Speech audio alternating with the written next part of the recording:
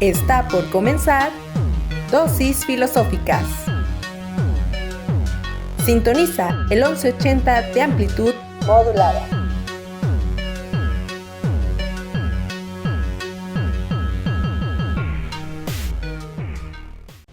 Radio WAPS 1180 AM.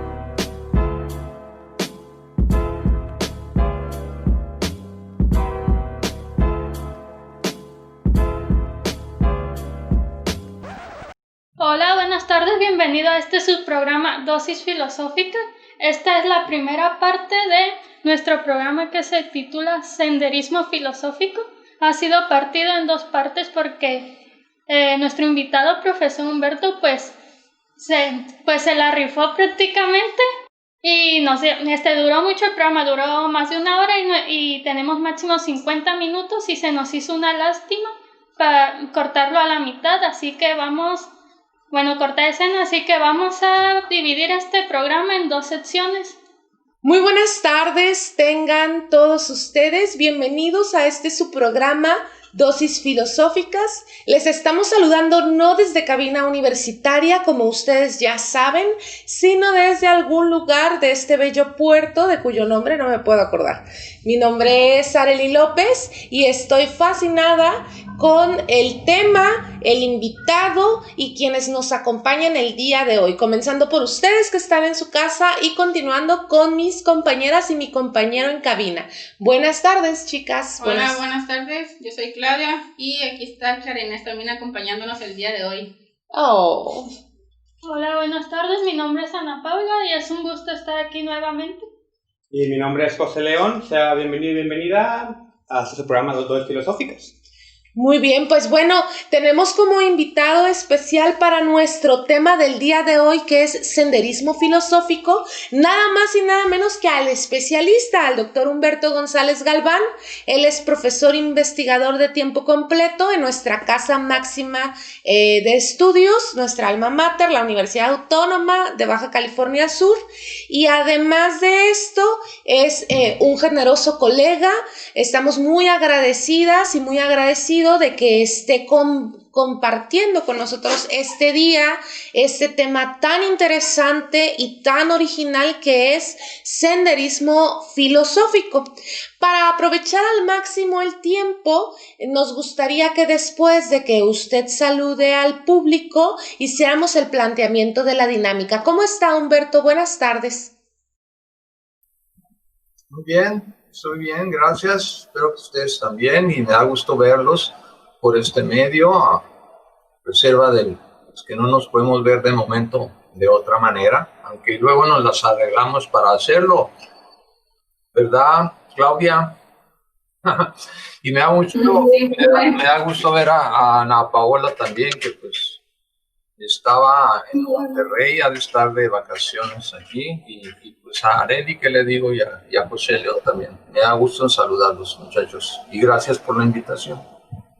También nos da mucho gusto tenerlo aquí, y solo como acotación para los radiovidentes, entre nosotras hay sana distancia, o sea, la cámara engaña, parece que estamos muy cerca, el campo de visión acorta distancias, pero tenemos una distancia prudente entre cada integrante que está aquí en la no cabina. Por favor, respeten su sana distancia, no suelten, no aflojen el paso, vamos rumbo a la nueva normalidad. Y bueno, respecto al senderismo filosófico específicamente, es un tema que nos ha llamado mucho la atención cuando estuvimos generando la calendarización del programa.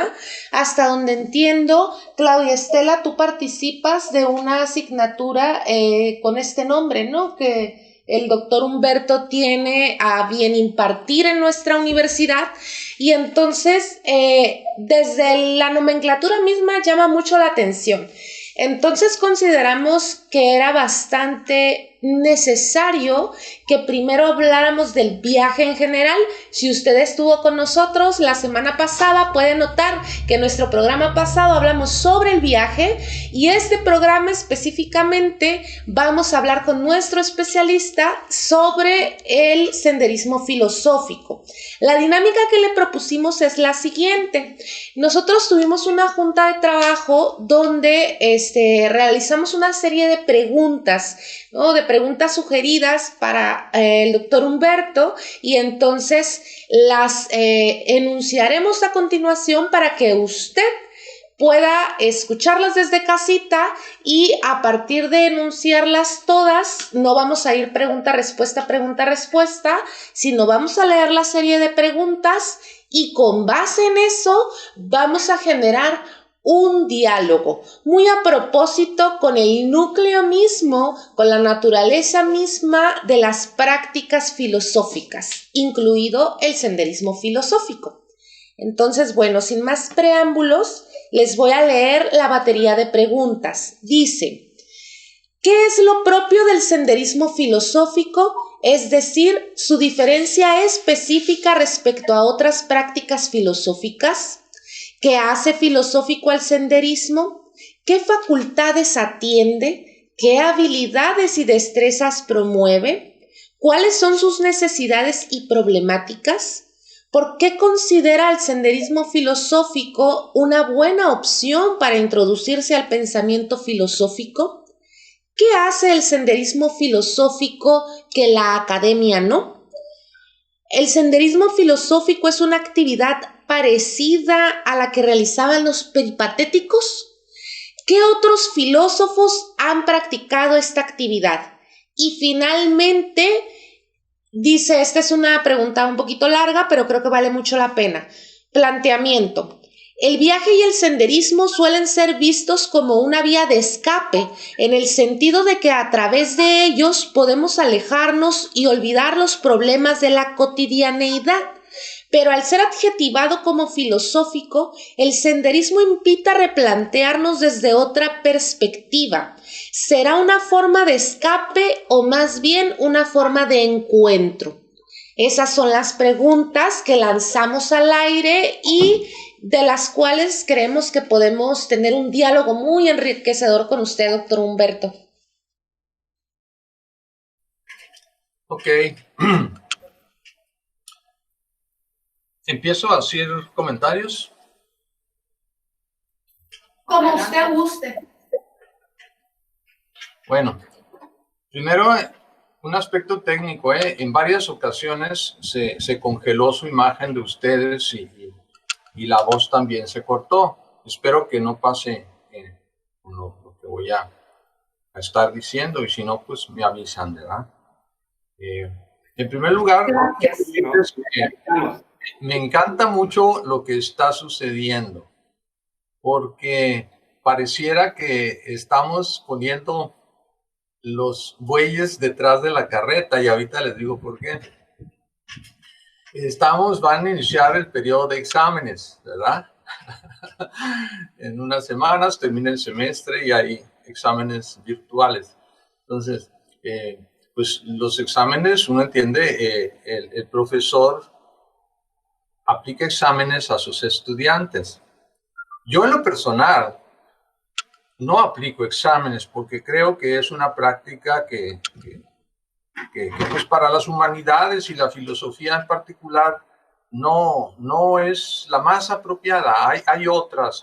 No voy a hablar de qué es lo que hago, pero los exámenes no. Que un profesor aplique exámenes y dé exámenes para sus estudiantes me parece completamente incorrecto. Pues lo que está sucediendo ahora es que ustedes me enviaron 9 preguntas. y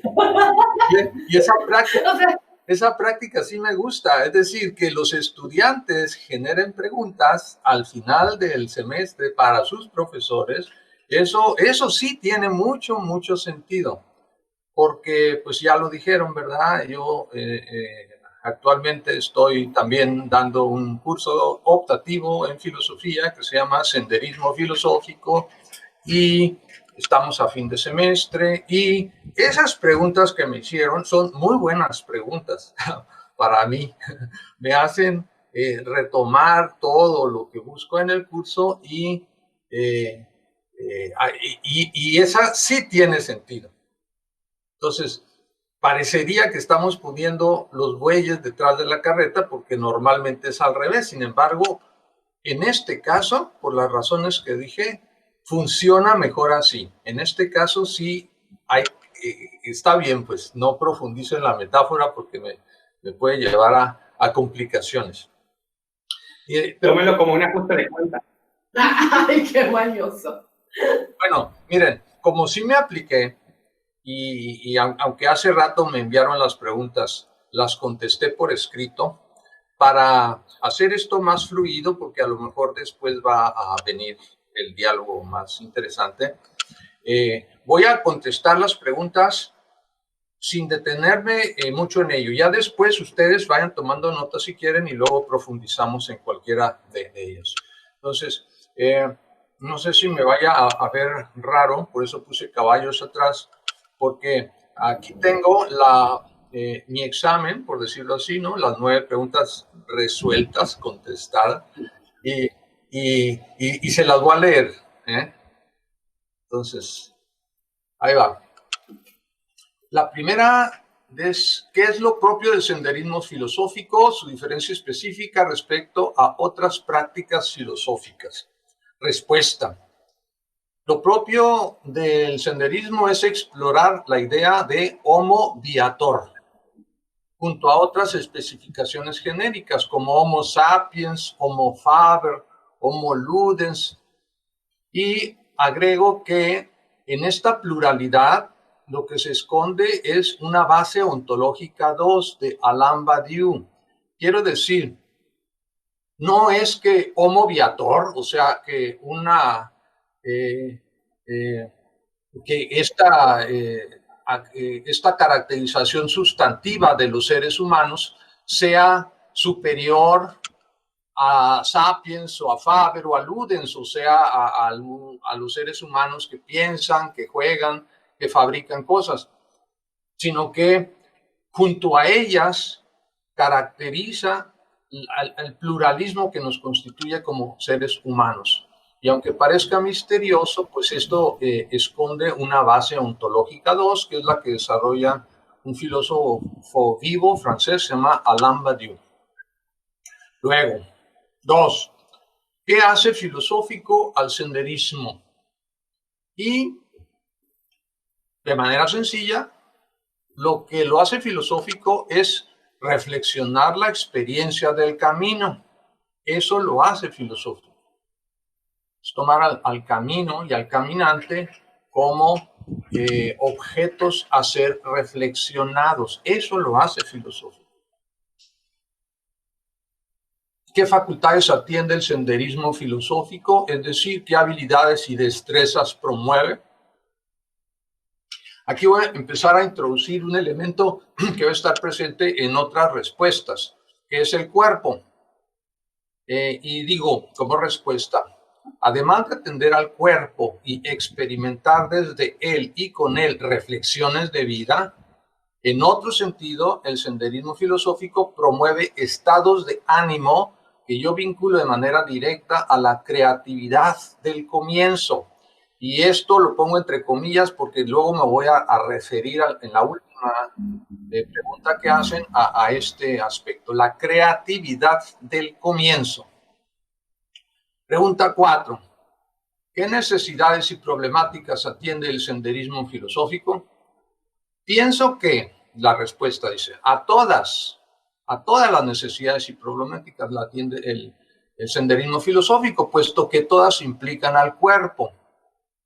Uno ya está siempre caminando en la región de un algo. Pues bien, cuando uno hace senderismo físico, ese algo que uno trae en la cabeza, temático, va en compañía de uno. Cuando luego vuelve uno a tematizar por escrito aquello en lo que anda, surgen enriquecidas por el cuerpo las problemáticas que se pensaron. Es como sacar, oxigenar ideas para volver y verterlas más sanas en la escritura o en forma verbal, no importa. Pregunta 5. ¿Por qué considera el senderismo filosófico una buena opción para introducirse al pensamiento filosófico? Respuesta. Quizás sea mejor opción al final que al principio. No lo sé. En todo caso, ya como introducción o ya como región de andanzas maduras, el senderismo filosófico es una práctica pensante que provoca principios, inicios, novedades, y ello por el simple hecho de involucrar al cuerpo en la generación de ideas, en su poiesis específica. Pregunta 6. ¿Qué hace el senderismo filosófico que la academia no? Yo digo que es una manera otra de hacer lo mismo que hace la academia, solo que involucrando de manera más explícita al cuerpo. Y cuando el cuerpo participa en las reflexiones filosóficas, más allá de solamente el cerebro, cualquier área del pensar sale enriquecida. Representa un radical monismo que se lleva a sí mismo hasta sus últimas consecuencias. O sea, es tomar en serio, ¿verdad?, lo que se llama monismo, de que no está la mente por un lado y el cuerpo por otro, sino que van juntos. Entonces, en fin, eso es lo que, con relación a la academia, no es que la academia no se involucre en los cuerpos, claro que se involucran, simplemente para llegar al salón tenemos que caminar, entonces los cuerpos están presentes, ¿no? Pero no de manera tan explícita como acá. Entonces estamos representando académicamente un monismo, pero llevado a sus últimas consecuencias. Luego, una pregunta también que manejamos en el curso, porque son a los autores que luego vemos también. ¿Qué filósofos han practicado esta actividad? Y contesté con 3 cosas. Dice, hay 2 maneras de practicar senderismo filosófico, o quizá 3, pero todas esas 2 o 3 tienen que ver con la menor o mayor explicitación trabajada de la idea homo viator. Y con idea homo viator, repito, va implícito el cuerpo. Primero,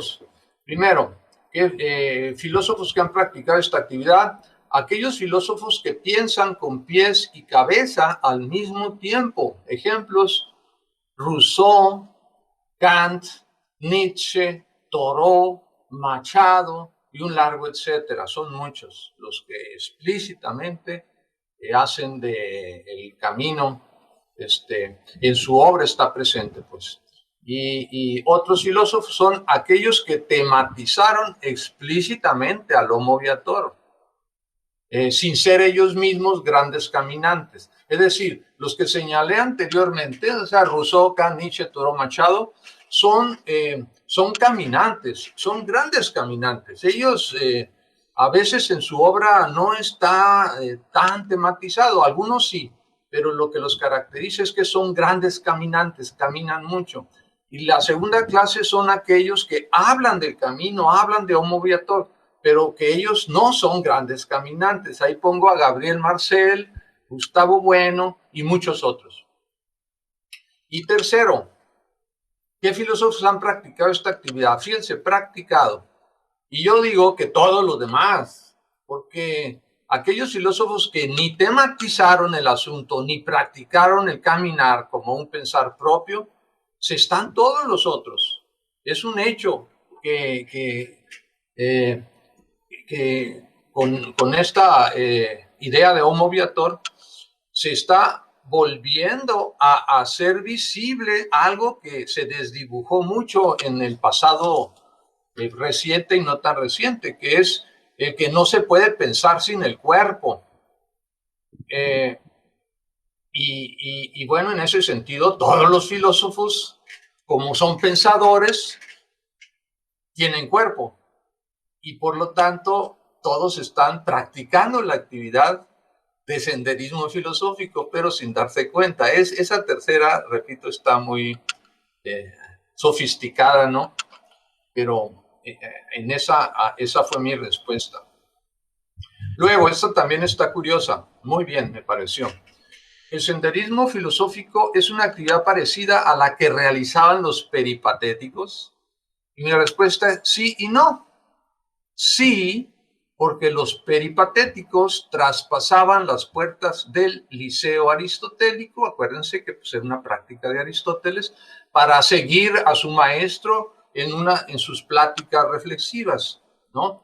Aristóteles salía del liceo, sus estudiantes lo seguían y caminaban por unos jardines que estaban ahí cerca de un templo en Atenas, templo de Apolo Licios, que por cierto, ahí anduve yo hace un tiempo en esos jardines y también en los jardines de la Academia de Platón. En fin, los jardines, salir a caminar en ellos, pensar en ellos, era una práctica también de los filósofos todos atenienses. Y bueno, y los griegos en general, y los peripatéticos en particular, pues para ellos, cuando ellos hacían ese trabajo de salir y el maestro iba hablando y reflexionando sobre la vida y sobre los planteamientos que vinieran al caso, pulmones y cerebros se oxigenaban a la par de las ideas que iban maquinando ellos con sus palabras, escuchando a Aristóteles o preguntándole. Entonces, eran grupos que iban así, con una conversación académica. Entonces, pues en ese sentido hay cierto parecido con el senderismo filosófico que yo hago, pero en realidad el que yo practico con los estudiantes es distinto y en ese sentido no se parece a aquel, porque yo, a diferencia de Aristóteles, y lo sabe muy bien Claudia, que lleva ese curso conmigo ahora, prácticamente les tengo prohibido hablar de filosofía. No es que vayamos a repetir la clase en el monte, en el mar, en el arroyo o en la cascada. Nosotros salimos ahí a vivir la experiencia del camino, disfrutarlo sin pensar en filosofías, ni hacer reflexiones ni profundas ni superficiales. Simplemente salimos a la experiencia del camino, pero vamos confiados en que el camino está dejando un rastro en nuestro cuerpo espíritus, para luego, ahora sí, ya en casa, instalados en las mesas de trabajo, nuestros espíritu cuerpos echen a andar ahí sí, por los montes de Úbeda, agarren cerro y tomen toda su formación filosófica y se pongan a desarrollarla por escrito, ¿verdad? Entonces, pues es distinto, como ven, ¿no? Aristóteles salía a dar la lección en los jardines. Yo los llevo a los jardines a que vean las flores, a que disfruten sus olores, y ya después en casita es cuando ponen a trabajar todas sus reflexiones filosóficas y las llevan hasta donde más puedan, ¿no? Y el último es, dice ustedes, la 9, la pregunta 9, dice, el viaje y el senderismo suelen ser vistos como una vía de escape en el sentido de que a través de ellos podemos alejarnos y olvidar los problemas de la cotidianidad. Pero al ser adjetivado como filosófico, invita a replantearlos desde otra perspectiva. Y la pregunta es, ¿el senderismo filosófico es una forma de escape o más bien de encuentro? Mi respuesta es, quizá las dos cosas estén emparentadas. Quizá mi senderismo pueda quedar muy bien definido como un escape hacia encuentros, que son a su vez puntos de partida. Ojo con esto. Inicios, que son principios de novedad, ¿no? Y hace rato les dije en una de las primeras respuestas que había, entrecomillado, creatividad del comienzo. ¿No? El senderismo filosófico que yo hago con los estudiantes busca eso en el fondo, una creatividad del comienzo. Y esta idea, ahora sí, creatividad del comienzo, quizás sea muy... desarrollarla así de momento, pues sí nos llevaría muy lejos, ¿no? En tiempo y en forma y todo. Pero tiene que ver con lo nuevo, radical, quizá con lo nuevo en su sentido más radical posible. Y aquí la tesis es que este sentido de lo nuevo, radical, solo es alcanzable, por decirlo así, en modo viator, en modo homo viator, como inicio. Y bueno, miren, a lo mejor, pues sí, lo hice muy deprisa, las respuestas, las contesté todas como vieron, no dejé ninguna, pero ahora sí, ¿no? Podemos quizá entrar a los detalles.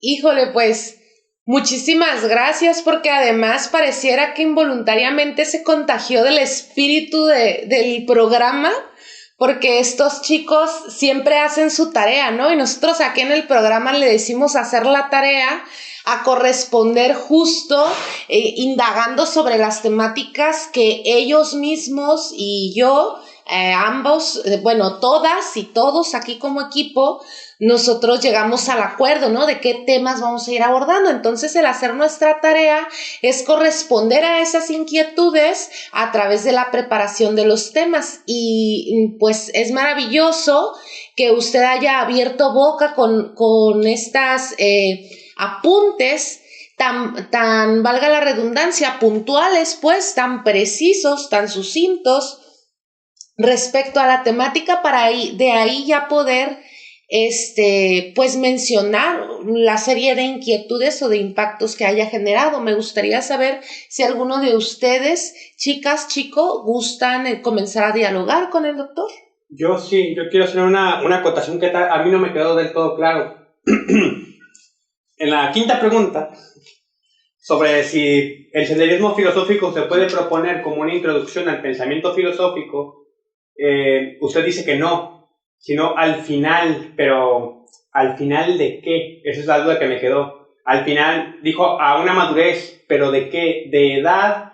¿De trabajo filosófico? ¿O en la academia? ¿O en qué momento se sabe? Porque con esto de la filosofía, ¿cuándo se está maduro? ¿Cuándo se está viejo filosóficamente? ¿Cuándo un pensamiento ya está estructurado, completo, redondo, por así decirlo? ¿Cuándo es ese final? Que no es el final último, sino uno de los finales. Sí, fui prudente en la respuesta. No dije que no, simplemente traté de ser muy prudente, porque la pregunta es si puede servir o tiene como introducción a la filosofía. Entonces, como introducción a la filosofía, senderismo filosófico no está al principio de la carrera como una introducción a nada, está como una optativa al final. Entonces, desde esa perspectiva, a lo mejor también pudiera, y sí, la práctica filosófica como un filosofar auténtico, más que repetir fórmulas, se puede hacer en cualquier momento, por supuesto. Pero así pensándolo de manera, digamos, formal, en un plan de estudios, está bien colocada al final del plan de estudios como optativa, porque así, después de salir a hacer senderismo donde sea y volver a su gabinete de trabajo a verter todas las reflexiones filosóficas teniendo como referente esa salida, pues puedan plasmar mejor la puesta en juego práctica de esos pensamientos filosóficos luego de que el cuerpo los anduvo paseando por allá sin tenerlos que estar repitiendo verbalmente, ¿no? Entonces, en ese sentido, yo digo que pues sí, como introducción a la filosofía podría darse, pero parecería como más lógico ponerlo al final de cuando uno ya tiene más elementos, ¿no?, para verter en esa reflexión. Pero eso por un lado, ¿no? Sin negar que pueda manejarse como introducción, digo que parece mejor colocado al final de la formación, valga la redundancia, formal de un plan de estudios al final, ¿verdad?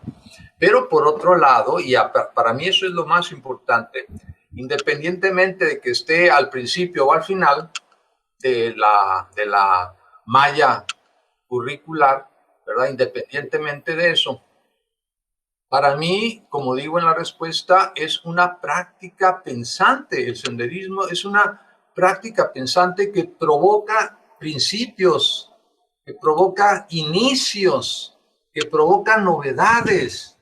Pero ojo, ¿cuándo está uno más preparado para provocar novedades, inicios, principios? Parece que al final, curiosamente. Pero ahora sí al final, no de la carrera, no. Tampoco quiero verme así muy melodramático, decir al final de la vida. No. Pero parece que cuando uno está más capacitado para provocar inicios, es al final, es después de, ¿no? Después de muchas cosas. Y en particular, el senderismo filosófico, por involucrar al cuerpo, provoca inicios de este tipo, provoca principios, no finales, ¿no? Y eso, coincido contigo, José, que un principio se puede dar en primer semestre o en el octavo o después del doctorado, o siempre, cada que puedo, recuerdo yo la expresión de Gadamer, que dice que un síntoma de un espíritu, por decirlo así, cuerpo, punto, ¿no?, de un ser humano, un síntoma de una persona bien formada, es aquel que se manifiesta como necesidad de seguirse formando. Alguien que está formado lo demuestra porque se sigue formando. Parece paradójico, porque dice, a ver, ya está formado, ¿no? Si ya está formado, ya, tengo un doctorado. Tengo un doctorado, pues sí, ya no hay más grados. Ya llegué a la meta, ya estoy formado, ya. Al contrario, demuestra estar formado cuando dice, ya hice el doctorado, ya tengo cierta claridad de muchas cosas, pero qué bárbaro, es un abismo lo que me falta. Y es ahí cuando tiene uno la capacidad de provocar nuevos inicios, de principiar de nuevo cosas. Y es ahí cuando esos inicios o esos principios dan lugar a cosas nuevas, pero nuevas, repito, en un sentido radical. Ya no son repeticiones, o aunque se utilicen ideas de quien sea, ¿no?, de Nezahualcóyotl o de Kant, están transformados como un inicio. Y estar provocando inicios, a mí me resulta muy aleccionador el senderismo. ¿Por qué? Porque en el senderismo, y manejado como lo maneja yo, repito, a diferencia de Aristóteles, no para repetir la lección en el monte, sino para poner en juego el cuerpo en el monte hasta que se canse, hasta que ya no pueda más, o hasta que se maraville por un arroyo helado o una roca que se encuentra o una plática de alguien que le sale en el camino. Ahí es el cuerpo todo el que está funcionando. Ahí no se trata de repetir la lección de nada, ¿no? Y Y luego, cuando uno ya se pone a trabajar en las ideas que el cuerpo fue registrando sin darse cuenta, como cicatrices o como marcas, al poner atención en ellas, es cuando lo que surge es nuevo. Es nuevo. Porque en filosofía estamos acostumbrados más bien a pensar que la novedad es una novedad de solo ideas. Pero las novedades son totalidades de espíritu corporales y el salir hacia un senderismo que uno ya sabe que pues en apariencia uno va de paseo, porque uno lo describe y es solo paseo. Pero lo importante es que la práctica es senderismo filosófico. Y ya desde ese momento estamos ubicando de otro modo el registro de nuestro cuerpo. Pero en fin, no sé si contesté a tu José, ¿no? Eso del introducción a la filosofía. Podríamos, en un primer semestre, o con filosofía para niños, por ejemplo, el primer semestre de nada, sino un niño cuando te pones, tú estás generando principios, pero ellos de otra manera. Y lo que estoy diciendo acerca del senderismo sería una corrección o una llamada de atención a la práctica convencional de filosofía para niños o filosofía con niños. Porque cuando se hace filosofía con niños, se suele hacer en un salón de clases, con ellos sentaditos, levantando la mano, y en prácticas de verbales, de hacer preguntas, de modalidades de investigación activa. Todo eso está perfecto, pero resulta que en cierta forma esa práctica convencional de filosofía para niños olvida el cuerpo de los niños. Y los niños es juego, y es el cuerpo jugando. Ahí interviene otra idea que nos caracteriza como seres humanos, el homo ludens.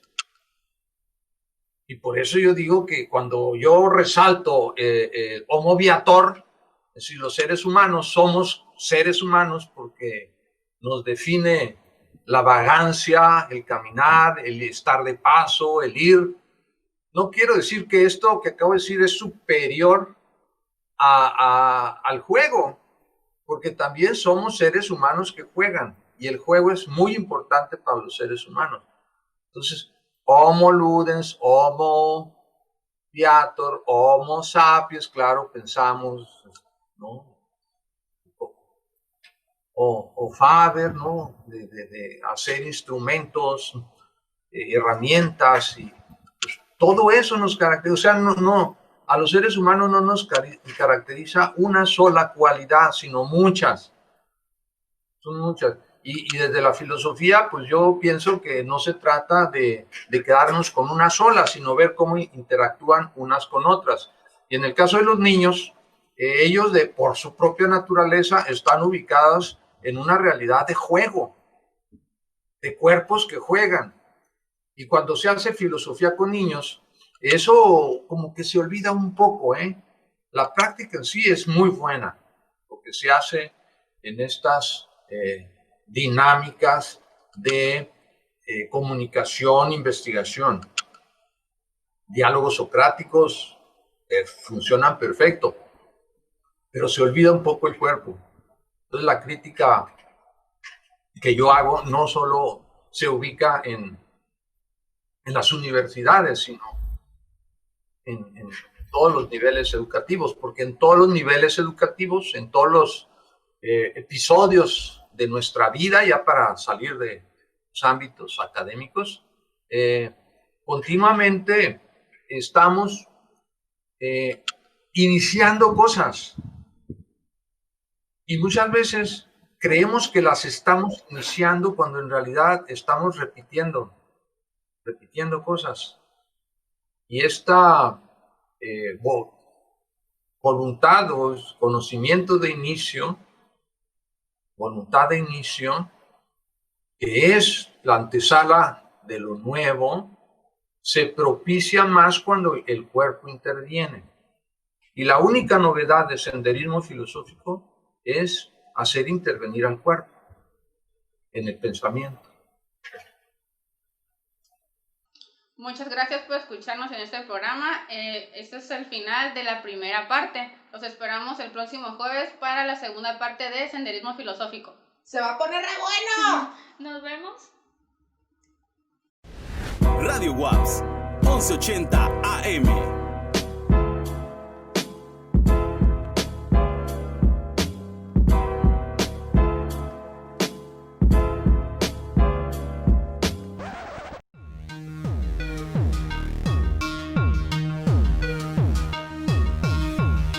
Hasta la próxima.